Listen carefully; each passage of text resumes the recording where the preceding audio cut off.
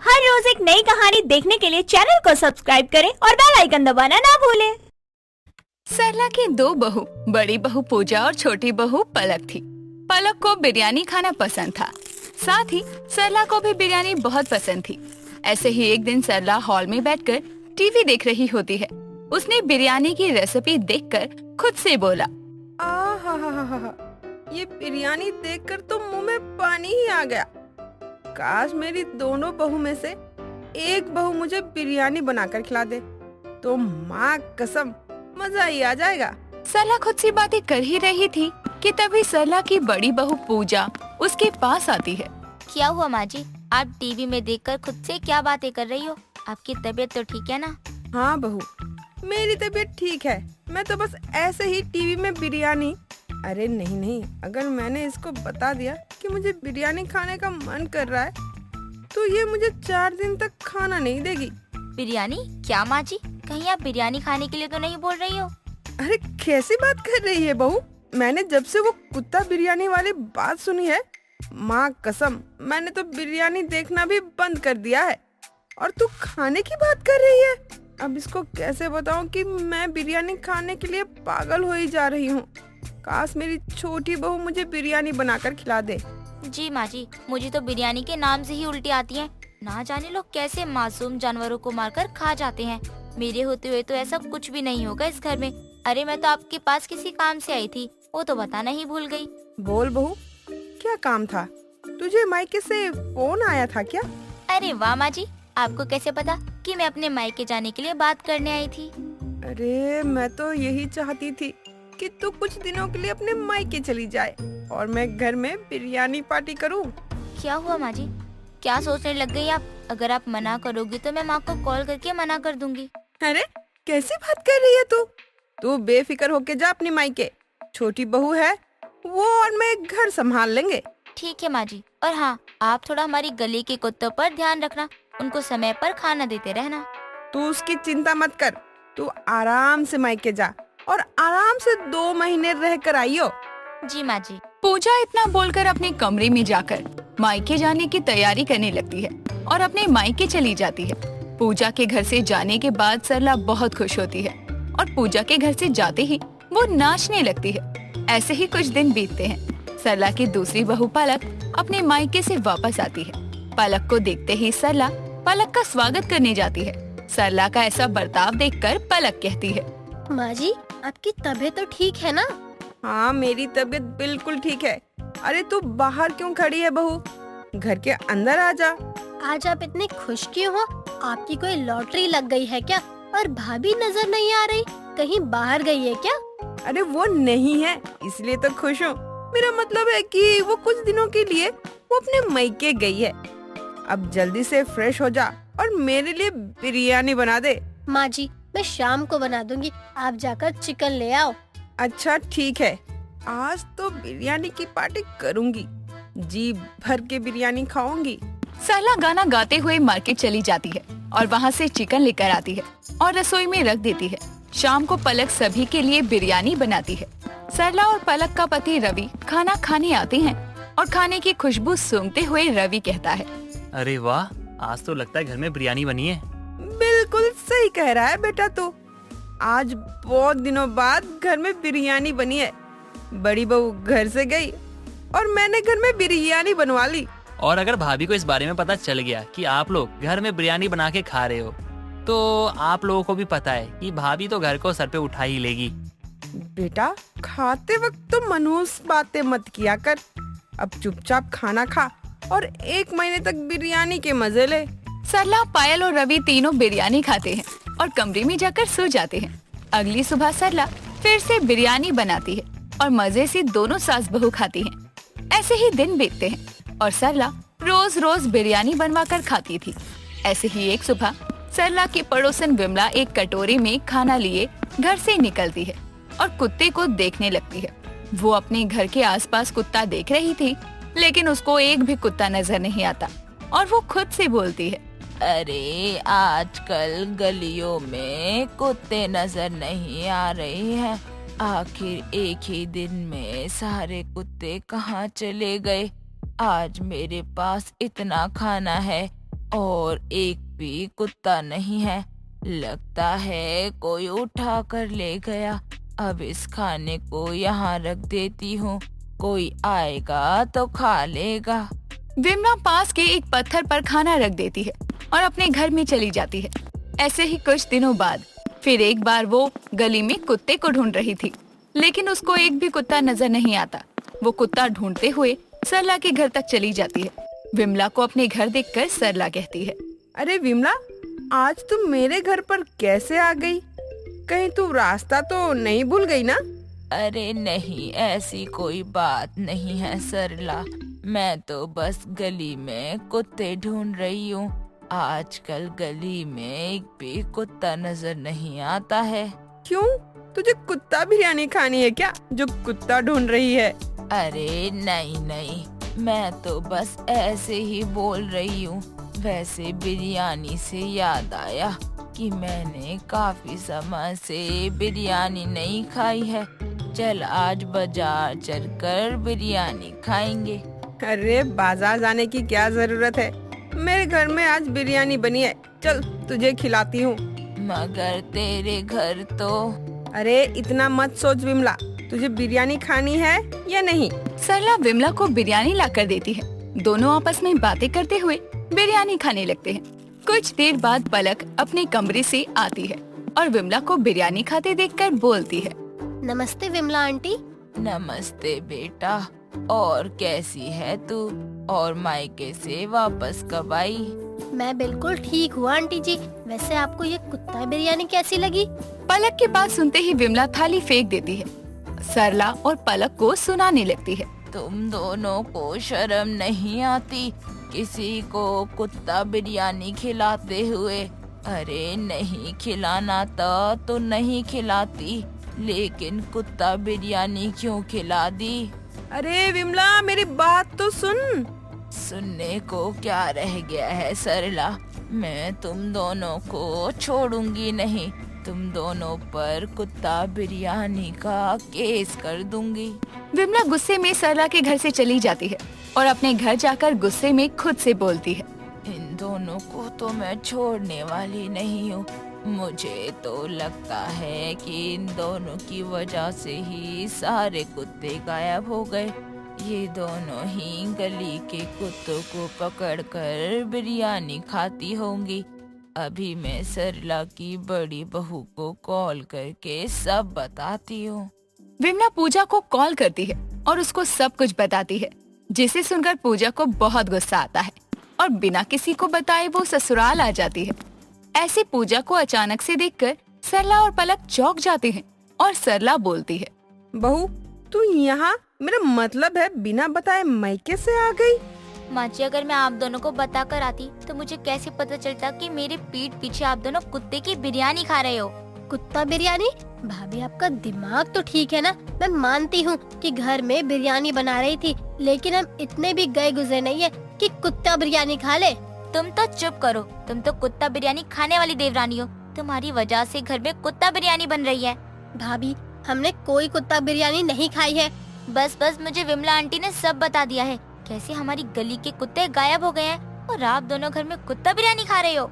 अच्छा, तो ये सब तुझे उस विमला की बच्ची ने बताया है?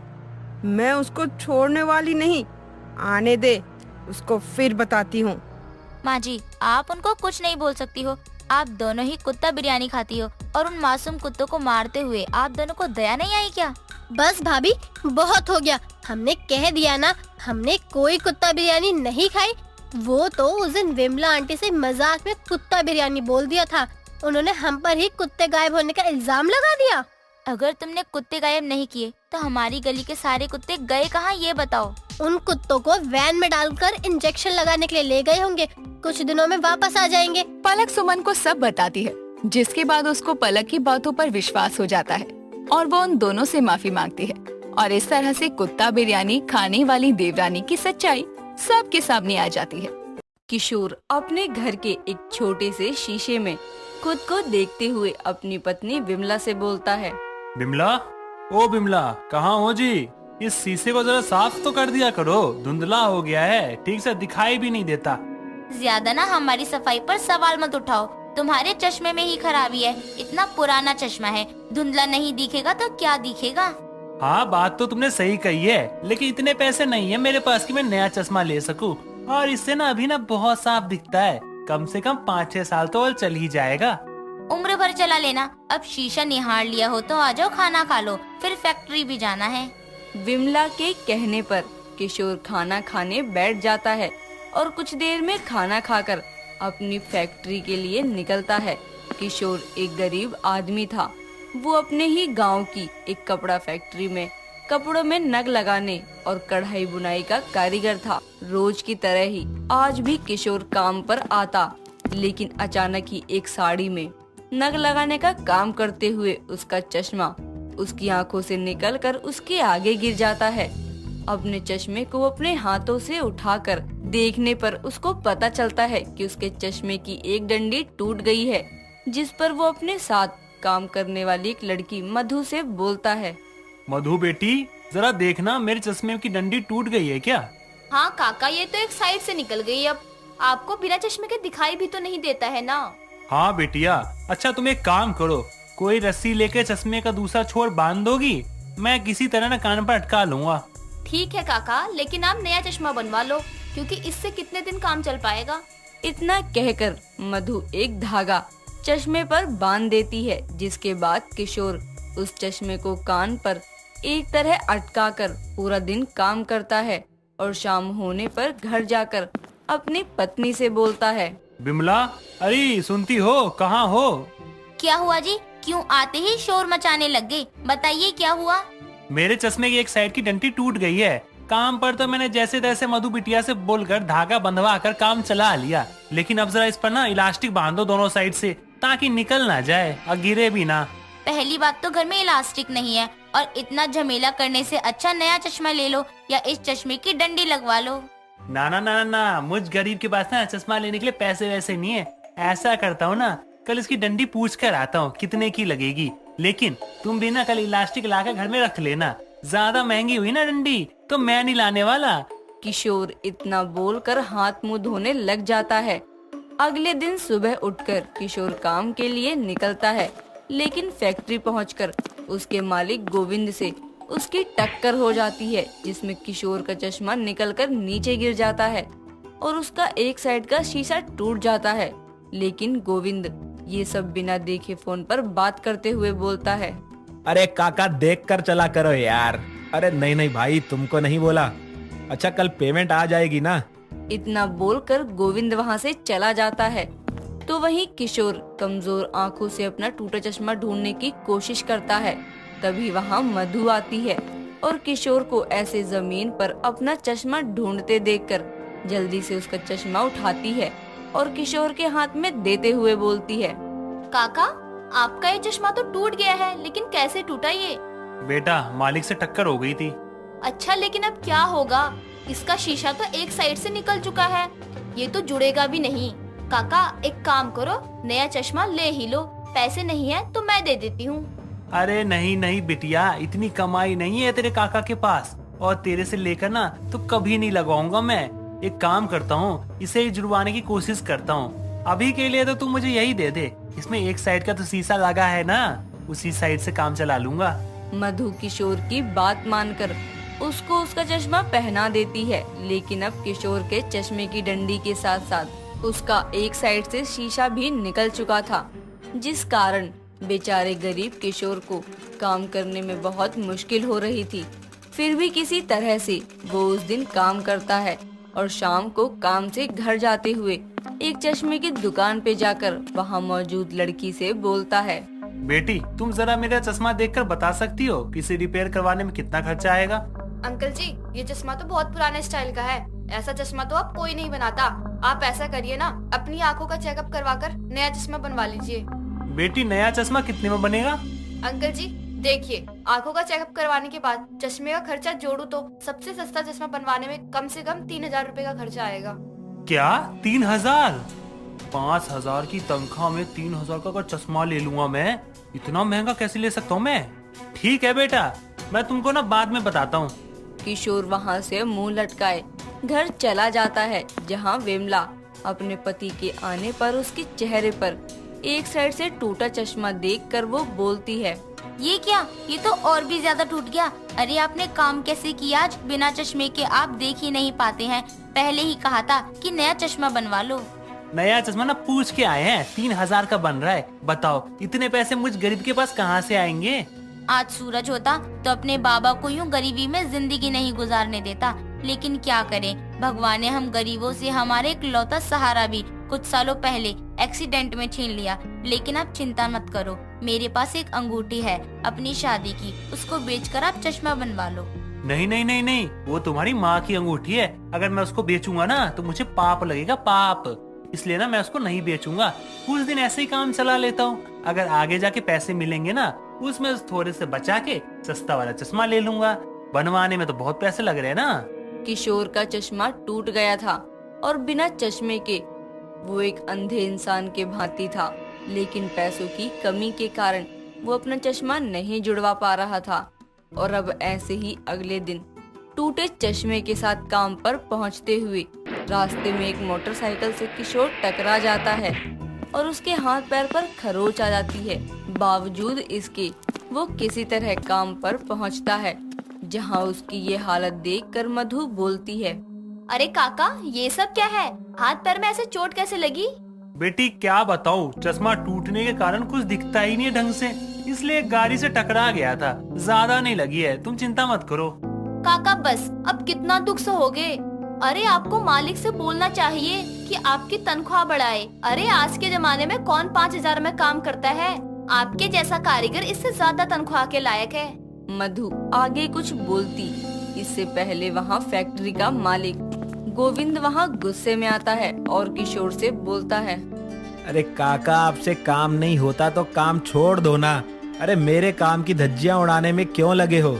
आपको पता है कल वाले पीस में सारे नग हट गए। अरे भैया, अभी तो दुकान में ही नहीं पहुंचे थे। अगर ग्राहक उसको खरीद कर ले जाता तो मेरी इज्जत का क्या होता? आपका काम में ध्यान नहीं है क्या?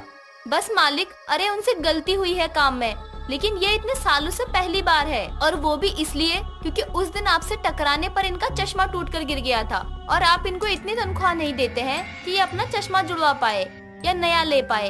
अरे एक गरीब जो बस अपना घर चलाने के लिए आपके यहाँ इतने कम पैसे में काम करता है इतने समय से, उसकी उम्र का लिहाज नहीं सही, कम से कम उनके काम का तो लिहाज कर लेते।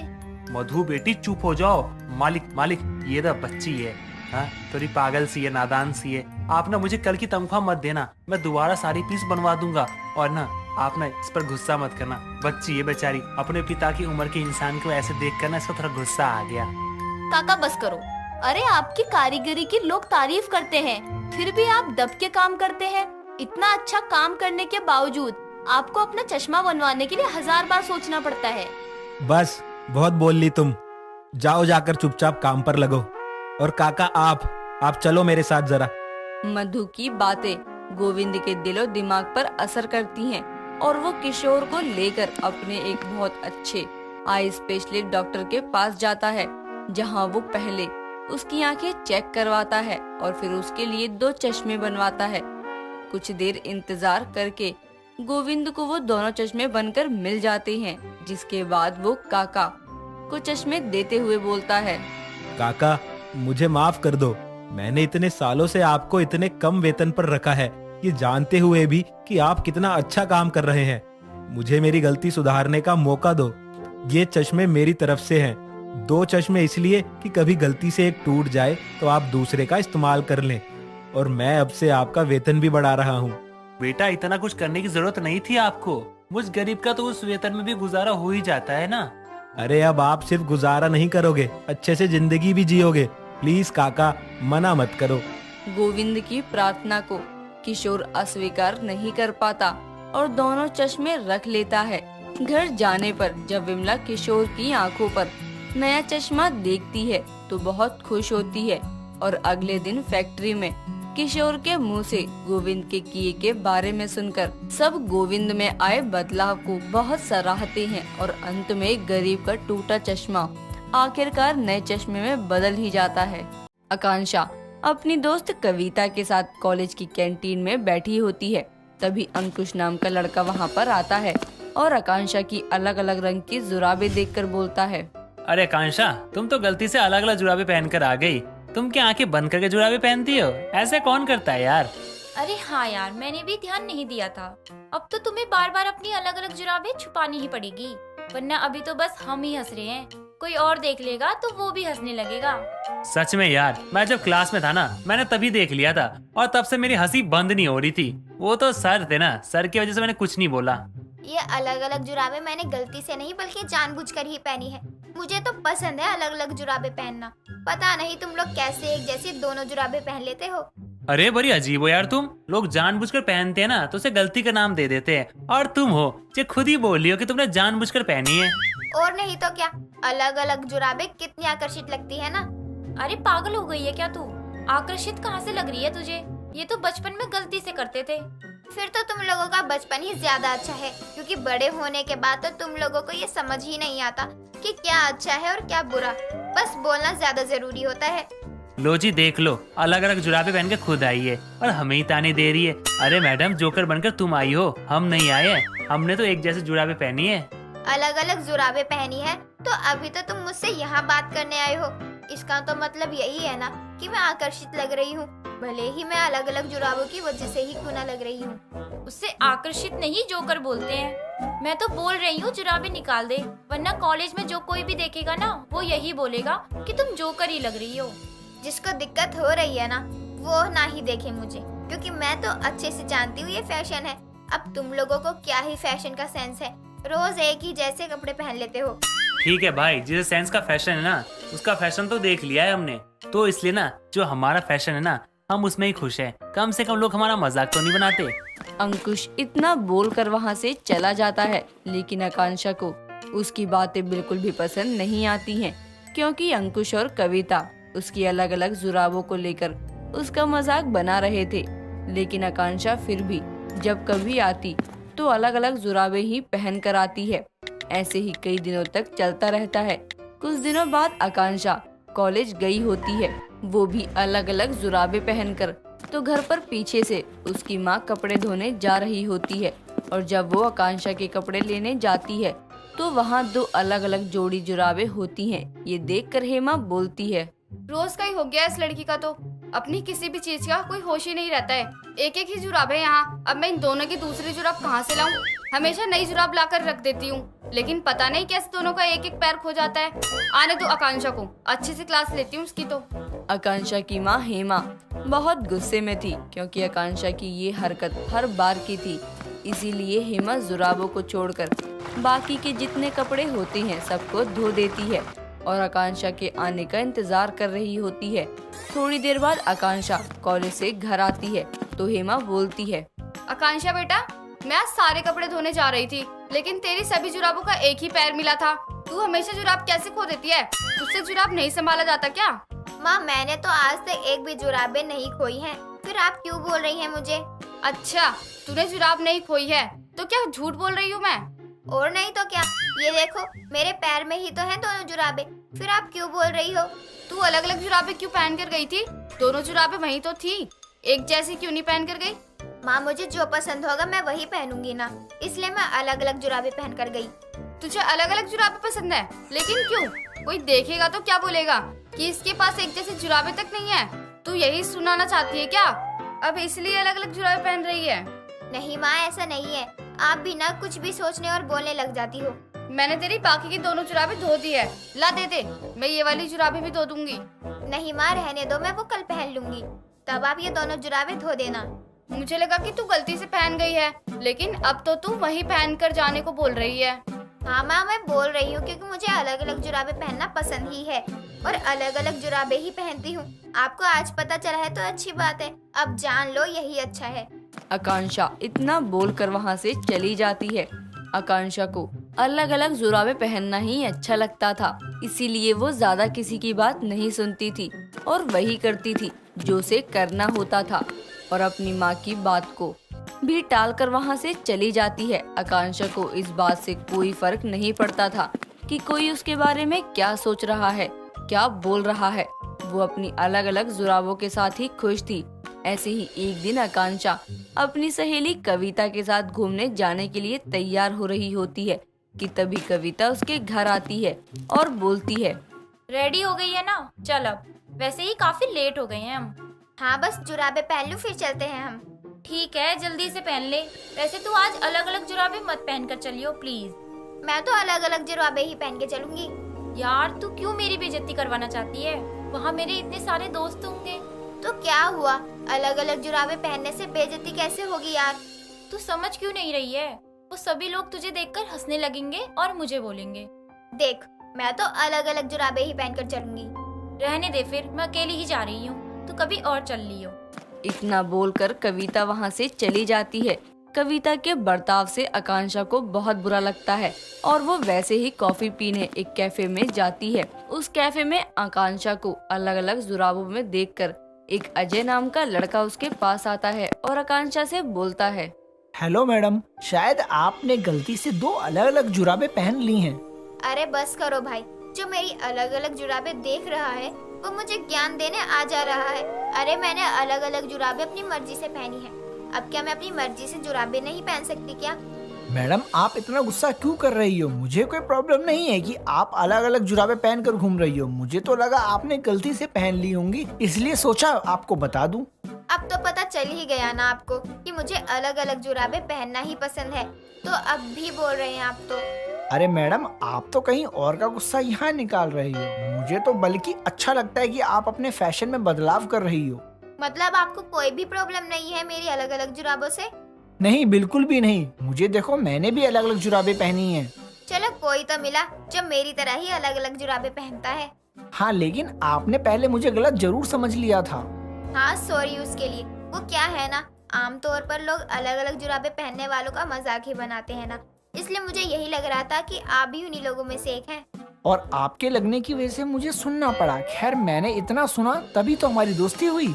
हाँ ये बात तो आपने बिल्कुल सही कही। अजय और आकांक्षा की कुछ ही देर में काफी ज्यादा अच्छी दोस्ती बन जाती है और इसी तरह रोज मिलने लगते हैं। धीरे धीरे उन दोनों में प्यार भी हो जाता है और कुछ ही दिनों बाद दोनों की शादी भी हो जाती है। शादी के बाद आकांक्षा और अजय अपने कमरे में बैठे होते हैं, जहां अजय आकांक्षा से बोलता है, देखा, अलग अलग जुराबे पहनने वाली लड़की से मैंने शादी की है। हाँ, क्योंकि आप भी मेरी तरह ही हो जिसे अलग अलग जुराबे पहनना पसंद है। हाँ चलो, हमारी पसंद मिलती है, इसलिए तो हम आज एक साथ हैं। आकांक्षा और अजय की अलग अलग जुराबे पहनने की आदत की वजह से दोनों को एक दूसरे का साथ नसीब हुआ और अब बिना मजाक उड़ाए दोनों एक दूसरे के साथ खुशी खुशी रहते हैं। दोस्तों, अगर आपको ये कहानी पसंद आई तो इसे लाइक करें, शेयर करें और कमेंट करके बताएं कि कहानी में आपको सबसे अच्छा क्या लगा।